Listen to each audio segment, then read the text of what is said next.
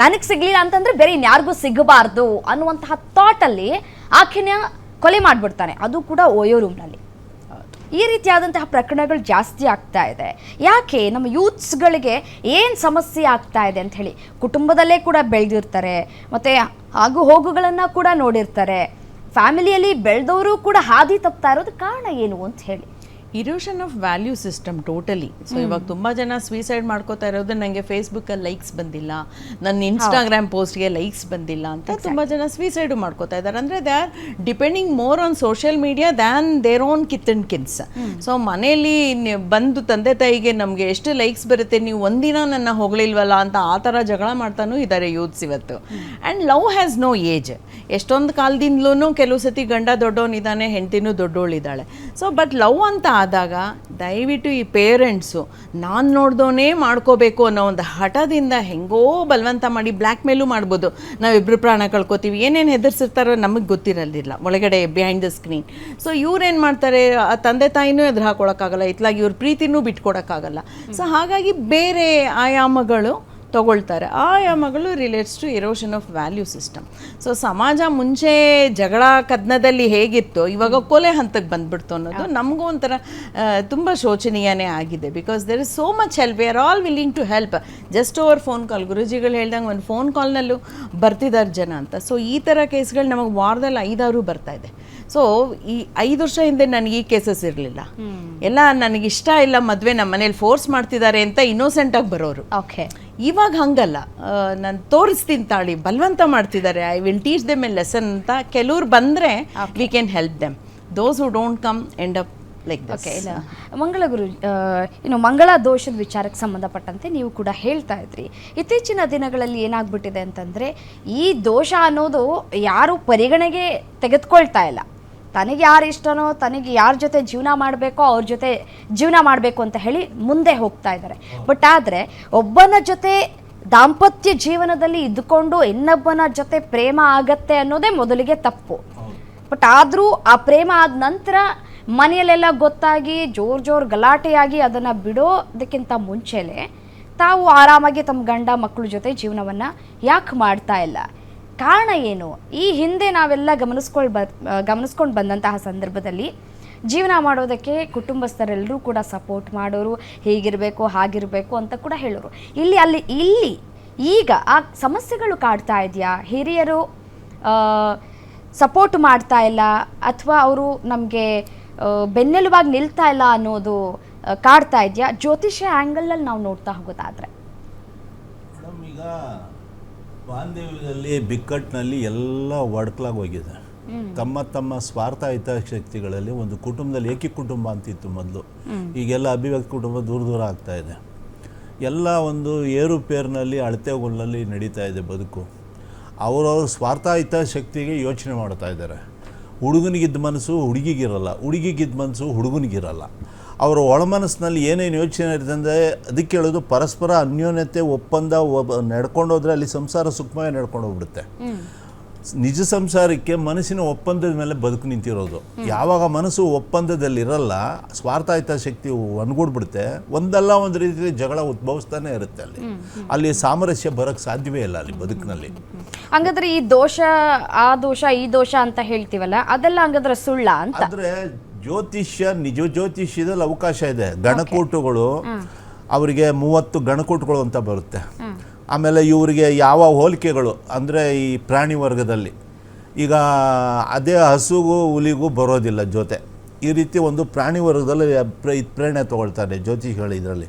ಆ ರೀತಿ ವಿಡಂಬನೆ ಮಾಡಿ ಆ ಮದುವೆಗೆ ಏರ್ಪಾಟ್ ಮಾಡ್ತಾರೆ. ಈಗ ಏನಾಗ್ಬಿಟ್ಟಿದೆ ಅಂದರೆ ಜ್ಯೋತಿಷಿಗೆ ದುಡ್ಡು ಕೊಟ್ಬಿಟ್ಟು ಅವರು ಜೋರಾಗಿ ಬರೋ ಇನ್ನು ಬಿಟ್ಟರೆ ಕೈ ಸಿಗಲ್ಲ ಅನ್ನೋದ್ರ ರೀತಿ ಆಸ್ತಿಗೆ ಆಸೆ ಪಟ್ಟು ಆ ಮೋಹಂದಕ್ಕೆ ಒಳಪಟ್ಟು ವ್ಯಾಮೋಹಕ್ಕೆ ಒಳಗಡೆ ಒಪ್ಪಂದದ ರೀತಿ ಬರೆದು ಕೊಟ್ಬಿಟ್ಟು ಮದುವೆ ಜನ್ ಅನ್ಸ್ಬಿಡ್ತಾರೆ. ಬಲಿಯಾಗೋದು ಯಾರು? ಹೆಣ್ಣು ಗಂಡು. ಭವಿಷ್ಯ ಹಾಳಾಗೋದು ಯಾರು? ಹೆಣ್ಣುದು. ಈ ರೀತಿ ಭವಿಷ್ಯ ನಡೀತಾ ಇದೆ. 80 ಭಾಗ ನಡೀತಾ ಇದೆ ಇವತ್ತು ಪ್ರಾಪಂಚಿಕದಲ್ಲಿ. ನಾವು ಇದ್ರ ತಪ್ಪು ಸರಿ ಅಂತ ಹೇಳೋದಲ್ಲ.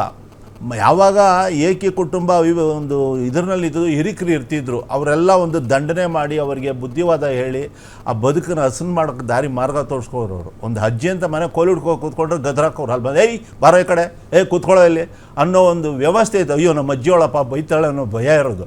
ಈಗೆಲ್ಲ ಹೊರಟೋಗಿದೆ. ಈಗ ಆ ಥರ ಏನಾದರೂ ರೇಗ್ ಬಿಟ್ರೆ ಆಗೇನಾದರೂ ಬೈದು ಬಿಟ್ರೆ ಅಷ್ಟೇ ಕಥೆನೇ ಚೇಂಜ್ ಆಗುತ್ತೆ.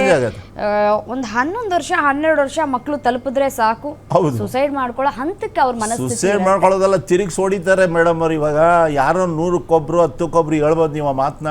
ಈಗೆಲ್ಲ ಘರ್ಷಣೆ TV ಪಾಠ ಹೇಳ್ಕೊಡೋ TV ಮನೇಲಿ ಬಂದಿದೆ. ಸ್ಕೂಲ್ ಮಾಸ್ಟರ್ ಅಲ್ಲ, ಈಗ TV ಮನೇಲೇ ಇದೆ.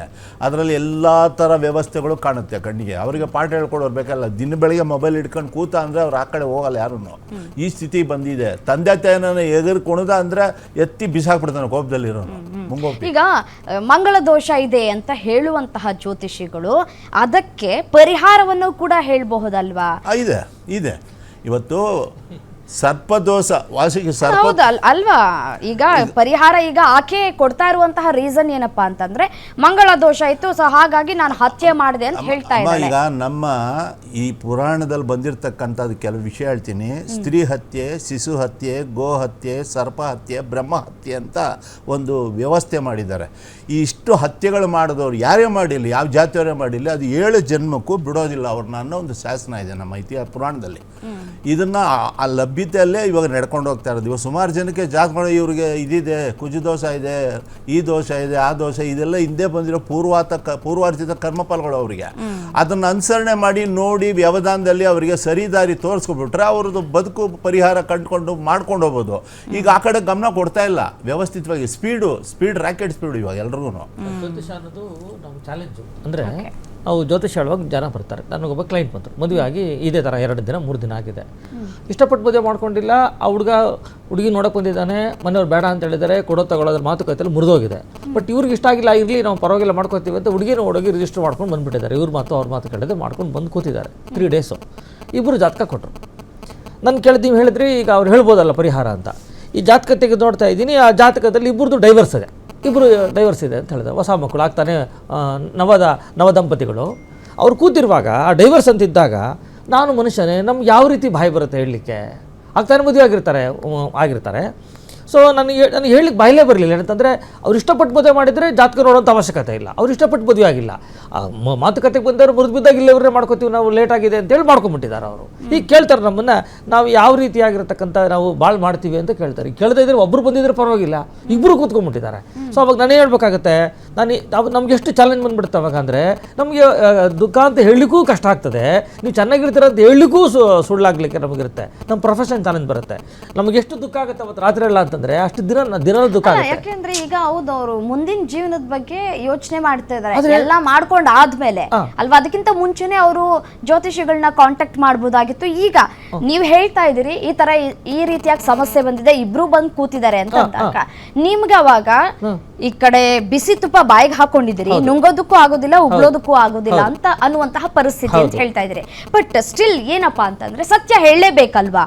ಸತ್ಯನ ದೊಡ್ಡವರು ಹೇಳ್ತಾರೆ, ಸತ್ಯನ ಅದು ಇನ್ನೊಬ್ರು ದುಃಖ ಕೊಡುತ್ತೆ ಅನ್ನೋಗಿದ್ರೆ ಅದನ್ನು ಬೇರೆ ರೀತಿಯಾಗಿ ನಾವು ಹೇಳಬೇಕಾಗತ್ತೆ. ಏನಂತ ಹೇಳಬೇಕು ಅಂದರೆ, ನೋಡಿ ಜಾತಕ ಏನು ಹೇಳ್ತಾ ಇದೆ, ಸಮಯ ಇನ್ನೊಂದು 5 ವರ್ಷ ಚೆನ್ನಾಗಿಲ್ಲ, ಏನು ಮಾಡ್ಕೊಂಡ್ಬಿಟ್ಟಿದ್ದೀರಿ, 5 ವರ್ಷ ಸಮಯ ಚೆನ್ನಾಗಿಲ್ಲ, ಅದಕ್ಕೆ ಇಷ್ಟೊಂದು ರಾಮಾಯಣಾಗಿ ಮದುವೆ ಮಾಡ್ಕೊಂಡಿದ್ದೀರಿ.